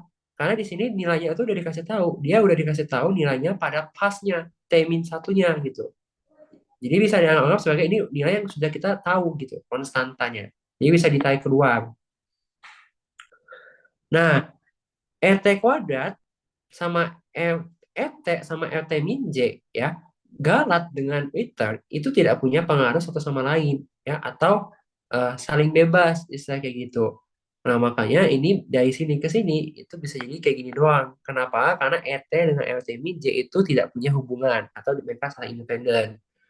Nah, ekspektasi dari E kuadrat T itu satu ya.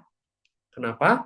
Karena kan variansi itu ekspektasi dari X kuadrat dikuadrat dengan ekspektasi X yang dikuadratkan. Nah, kayak gitu. Jadi, kita di sini state dulu kalau RT ini berdistribusi normal, variansinya satu. Nah, ekspektasi RT itu kan nol. Jadi, ekspektasi E kuadrat T itu pasti satu. Kayak gitu. Ya.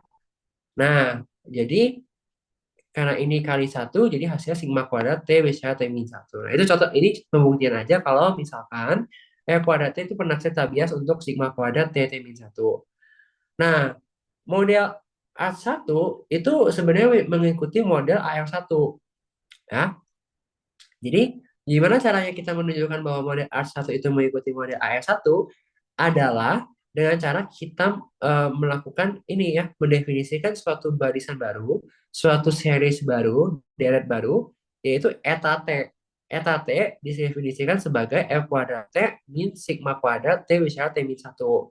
Nah, jadi kita nanti punya sigma kuadrat T besar T min satu itu adalah L kuadrat T dikurangi dengan eta T. Kayak gitu.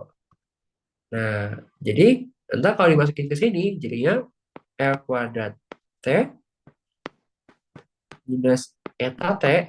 Nah, ini sama dengan omega ditambah dengan alfa L kuadrat T min satu. Jadi L kuadrat T itu adalah omega ditambah dengan alfa L kuadrat T min satu tambah eta T. Jadi seakan-akan ini YT, ini seakan-akan sebagai RT-nya. Kayak gitu. Ya, itu model R1. Nah, di sini nilai omega dan alfa itu tidak boleh negatif ya, karena kan di sini kita mau modelkan apa? Kita mau modelkan variansi ya, variansi besar di mana variansi itu tidak mungkin ya negatif. Kayak gitu. Oke.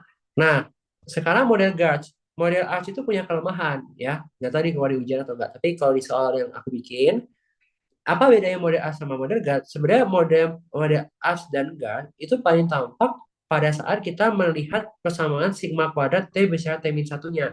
Kayak gitu. Oke. Jadi, eh sini aja lah ya. Oke. Nah, jadi model ini, jadi yang namanya model arts itu menganggap bahwa sigma kuadrat T min satu ini hanya dipengaruhi oleh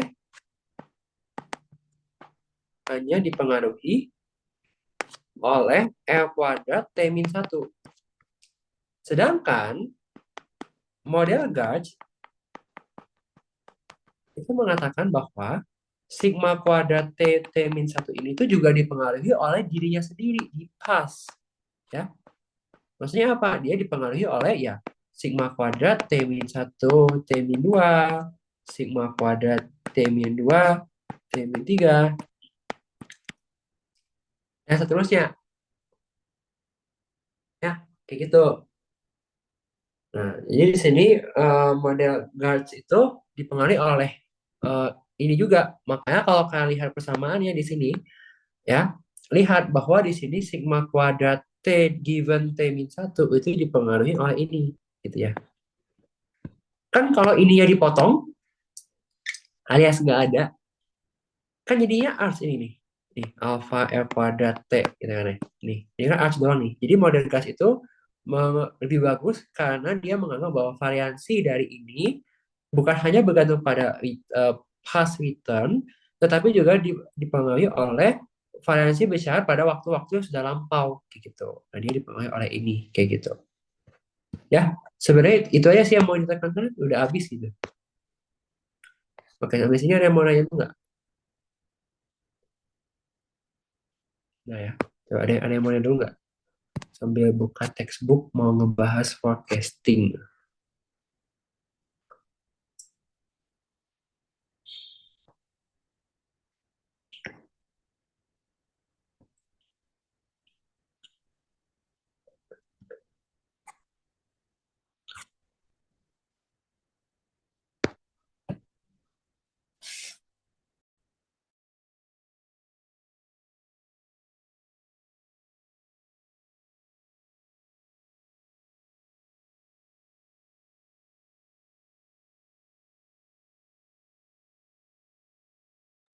Oke, coba kita lanjut dulu ya ke forecasting. Coba bahas soal yang tadi. Yang nomor 4 belum ya, yang mockup. Oke. Nah, jadi sebenarnya nggak tahu ya, AIMA forecast ini menurut aku sebab yang menyebabkan karena sebenarnya isinya rumus semua kayak gitu. Ya. Jadi ya dia ini mau memforecasting ya teman-teman ya. Apa aja sih yang di forecast ya itu bisa sebenarnya di instead melihat ini lebih baik sebenarnya melihat apa yang udah di summary di akhir. Ya di sini teman-teman. Nah di sini ya nih summary of forecasting with certain ya beberapa AIMA model tertentu. Nah, jadi yang di soal yang aku buat itu menggunakan model AL1 ya. Nah, teman-teman lihat di sini ya. Ngeselin pertama adalah sebenarnya model AL1 yang benar itu Indonesia kayak gini sebetulnya. Ya, agak aneh ya. Nih, kayak gini sebetulnya. Kalau dia maunya kayak gini gitu. Oke. Nah, jadi di sini kita itu bisa menghitung forecast ke depan kayak gitu ya. Jadi di sini L di sini ya L di sini tuh menandakan seberapa jauh kita mau memforecast kayak gitu. Seberapa jauh kita mau forecasting? Kalau kita mau forecasting satu satu satu lap ke depan, berarti L-nya satu kayak gitu ya. Nah, sebagai contoh misalkan di sini ya, nah, langsung pakai contoh aja deh. Aduh, ini soalnya kepotong lagi. Ya udahlah ya.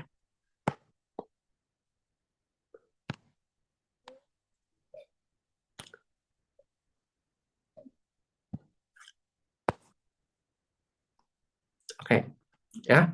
Ini soal yang keempat ya. Itu forecasting dengan AR1.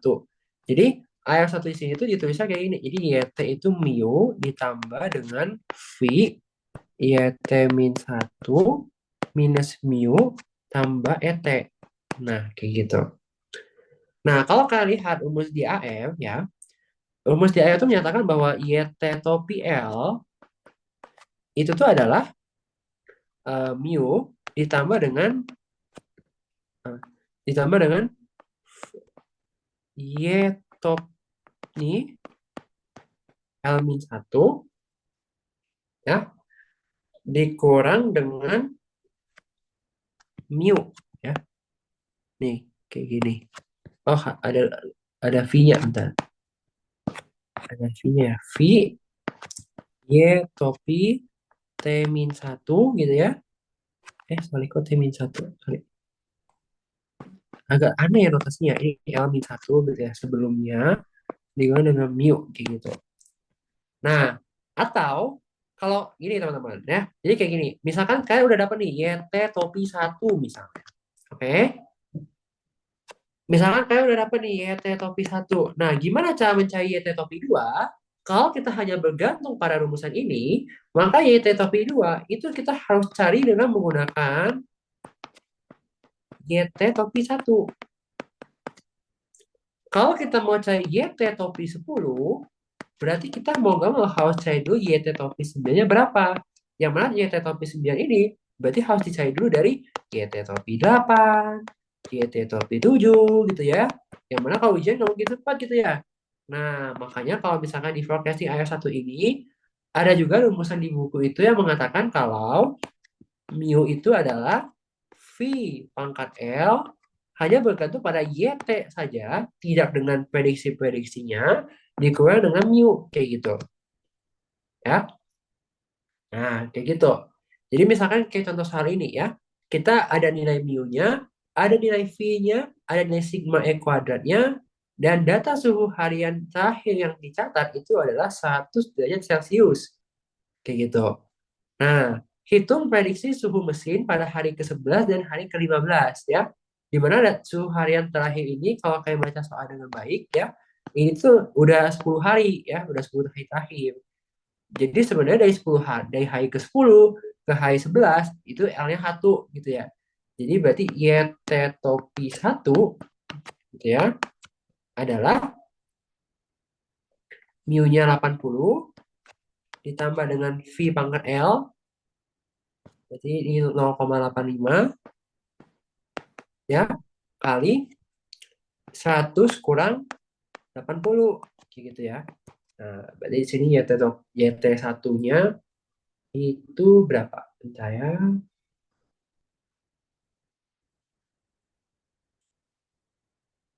Oh, berarti itu kemarin. Oke, oke.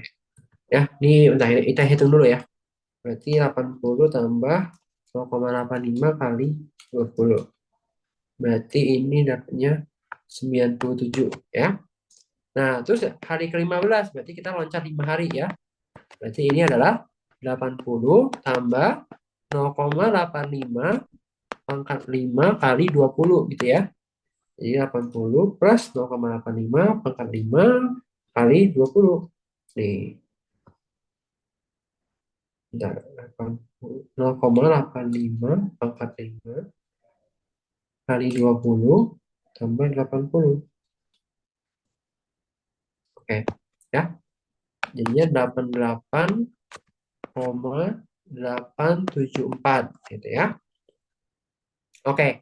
Nah, keistimewaannya adalah kalau kita lihat di sini, kalau misalkan L-nya itu menuju tak hingga atau kalian fokusnya tuh jauh jauh jauh jauh jauh banget gitu ya. Apa akibatnya? Akibatnya adalah ini akan menilai nol, ya kan? V mutlak V itu kan kurang dari satu. Berdasarkan dua ini, berarti V pangkat L itu akan menuju nol kayak gitu, ya. Nah, jadi untuk L yang semakin besar, L yang semakin besar, maka YT topi L itu akan mendekati mu kayak gitu. Ya, maka dia akan mendekati di 80 ya, kayak gitu. Nah, itu untuk menjawab soal yang A. Soal yang B itu kita dihitung untuk menghitung variansi error prediksi ya pada hari ke-11 dan hari ke-15. Ya, ini dicoret aja nih. Oke. Nah, eh di sini lihat nih ada rumusnya ya. Jadi semua ada rumusnya teman-teman. Jadi ini rumusnya ya. Tinggal dimasukin aja kayak gitu ya. Sorry malu buka-buka PPD. Oke, ya. Tinggal masukin rumusnya ya. Jadi tadi rumusnya itu adalah variansi dari error ETL itu adalah sigma E kuadrat kali 1 minus V pangkat 2L dibagi dengan 1 minus V kuadrat kayak gitu. Nah, berarti kalau misalkan kita mau cari yang satu dulu, yang hari ke-11, berarti variansi dari ET1 itu adalah eh, 4 ya. Sigma E kuadratnya di sini aku kasih 4 lagi ya. 4 dikali dengan 1 minus L-nya 1 kan jadi V kuadrat. Ini juga 1 min V kuadrat ya enggak? Nah, kayak gitu. Berarti ini hasilnya adalah 4 ya. Sama. Terus variansi dari ET yang kelima berarti kan udah nggak 4 lagi ya. Jadi kan jadi 4 kali 1 minus 0,85 pangkat 10 ya. Dibagi dengan 1 minus 0,85 kuadrat. Oke. Nah, kalau kita hitung ini berapa nih? Coba ya. 1 kurang 0,5 10.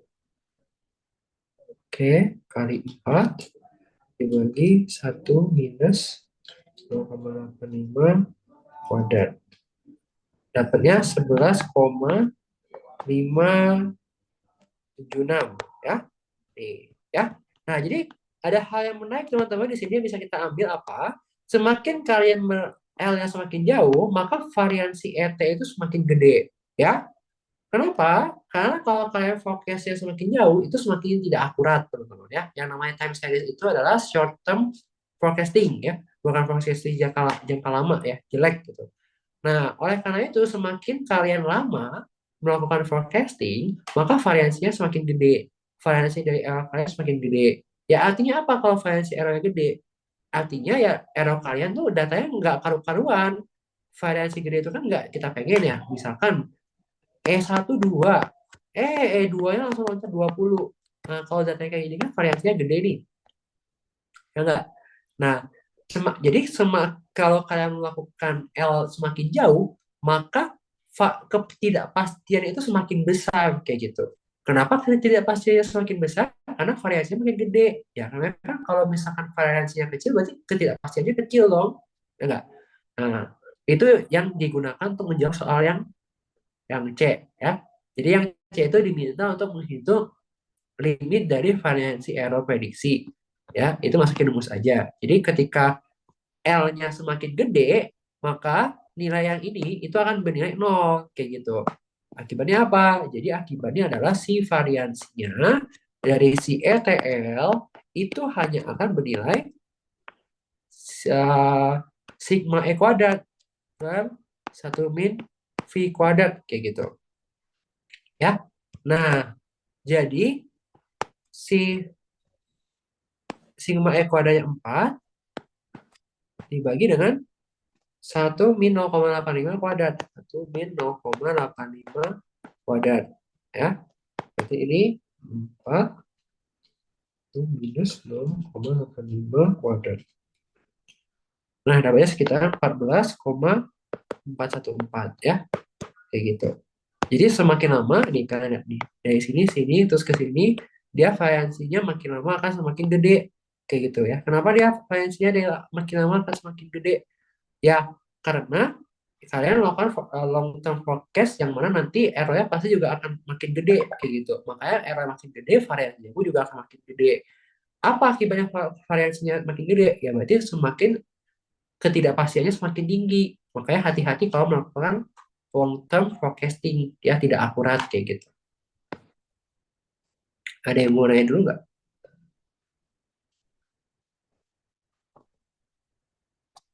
Ada yang mau nanya? Jadi semua soal udah kejawab ya di mockupnya ya. Untuk soal teori semuanya tadi udah aku jelasin, jadi bisa dirangkum sendiri aja ya jawabannya masing-masing. Kecuali mungkin yang ini yang AR1 mungkin aku sudah kayak jawabannya ya. Kalau yang overfitting, yang tabel ya, yang ACF, VACF musiman itu bisa dibaca sendiri dan desain sendiri lah untuk ujian ya. Nah, habis ini ada yang mau bertanya dulu nggak tentang semua muanya?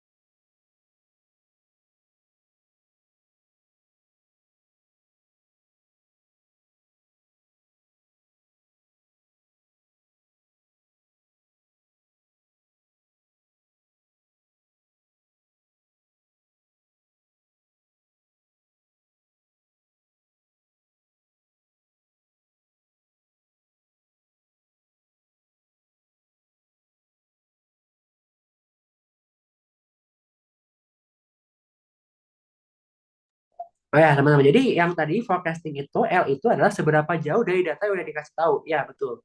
Jadi kayak tadi kan yang kalau soal aku, itu kan dia dari data, kayak kita udah punya 10 data ya, coba kita lihat lagi ya. Jadi for L itu adalah seberapa jauh kalian mau uh, ahead forecastingnya gitu. Jadi kalau kayak soal aku ini tadi, kita udah tahu 10 data terakhir kayak gitu ya. Nah, baru kita mau menghitung prediksi suhu mesin pada hari ke-11 dan pada hari ke-15. Artinya dari 10 ke 11 kita mau melakukan one step ahead forecast kayak gitu. Berarti L-nya 1 kayak gitu. Nah, kalau misalnya kita mau melakukan dari hari 10 sampai ke 15, berarti kita melakukan forecast sebanyak 5 kayak gitu.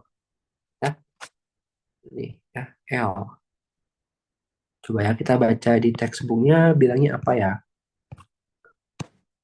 Ada nggak L di sini? Nah, ya pokoknya L itu adalah seberapa jauh kalian mau forecastingnya ke depan gitu. Jadi dari data terakhirnya. Ya, nih kalau kalian di sini L itu lebih besar atau sama dengan 1 gitu ya. Ya kan nggak mungkin kalian nol ya L-nya kan. Karena kan kalian mau melihat pasti ya at least 1 forecast ke depan kayak gitu kan ya. Nah, jadi kayak gitu ya. Jadi kalian mau lihat L-nya ya seberapa ya ke depan kayak gitu.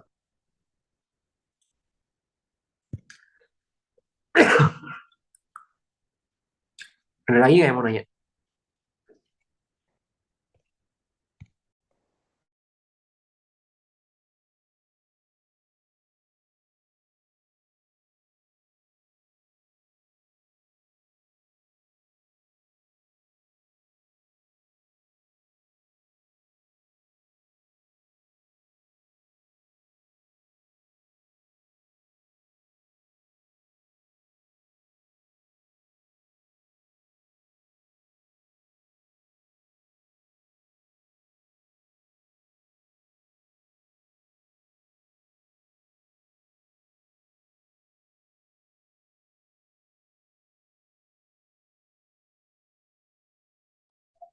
Oke, mungkin bisa aku balikin ke Wonder aja deh.